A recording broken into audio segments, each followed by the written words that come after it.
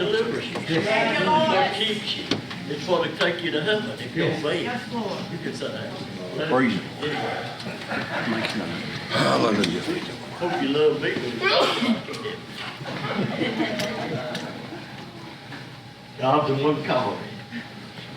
All right. And when I see him, I want to say, Lord, at times I thought you made a mistake.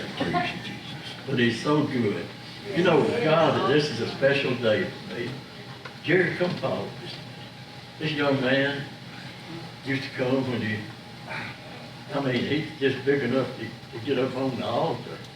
And his mama couldn't catch him a lot of times. So I just grabbed him and picked him up and told him around on the altar. You remember Pastor John? I mean, that's been a long time. How old are you? 26. 26. About 21 years ago. Yeah. Anyway, I'm glad to see he's got an awesome testimony. Go ahead, kid. Hello everyone, my name is Jerry. I first come here, like you said, EB little thing. I didn't know what God was, who God was, or anything about church. I thought these were just a bunch of crazy people sitting around dancing and singing. You know, I didn't know any better. And Pastor Billy kind of took me under his wing as just a little thing, and he gave me my first Bible. Right over here, actually, it's just about the same setup as what it is right now. I remember he gave me my first Bible, and his Bible, he had highlighted spots in it. I was like, I want to be like him. I want to do just like him. You know, I felt that energy that he was giving off. That energy just, it got me riled up and got me wanting it. You know, I didn't know what it was, but I wanted it. And so I followed him. I did. I followed him, and he told me, he said, highlight the ones that you like. And next Sunday when you come in, because he'd always be in here early, real early in the morning, and he'd be praying before service. And so I'd come in here early. My mom would bring me here. You know, I'd cry. Mom would bring me in early so I could see Pastor Billy. And we'd sit over there, and I'd highlight all kinds of stuff. I didn't know what I was highlighting, but I knew if I highlighted it, he would ask me, well, did you understand that?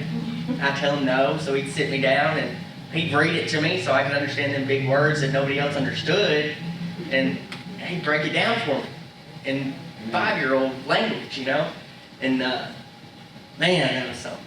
That was something. I felt the Spirit in this room right here the first time ever. You know, I went down a pretty rough road from there. You know, my mom moved. My stepdad and mom moved, and we moved a lot. And from that point on, we really quit going to church. My mom would come every once in a while, but it used to be an every Sunday kind of thing, you know. And so, to be honest with you, I started to turn my back on God. I was like, well, you know, that was just fun while it was. And my stepdad didn't believe in God, and he was the man of the family, so I started to follow his path. You know, I didn't believe in God for a while. But I'll tell you what, throughout all the bad and the ugly and all that, I could not get rid of God no matter how hard I tried. I couldn't. Everywhere I looked, he was there. I went to jail here in Macon County, and guess what? Brother Ronnie, right where you need to be. Boy, I couldn't get rid of y'all. I couldn't. I prayed and prayed and prayed when I finally got saved in jail. I finally got saved in jail, and I prayed for God to take this addiction away from me. He would do what he would do his part. I wouldn't do my part. And you know, I'd blame God. Well, where's God at? God was right where I left him at. I just had to go back to where God left me, where I left God, and ask God to give me the strength to continue to do the work that I wasn't doing. And I blame God for it because that was easier. For so long, I had a resentment against God for my own doings, and it wasn't God. And here I am today, you know, I have bad things come up, and I know it's God's will. And I know there's a reason and a purpose for that thing that happens. Today, I don't look for what I can get from you. I look for what I can do for you. And that's all with Jesus.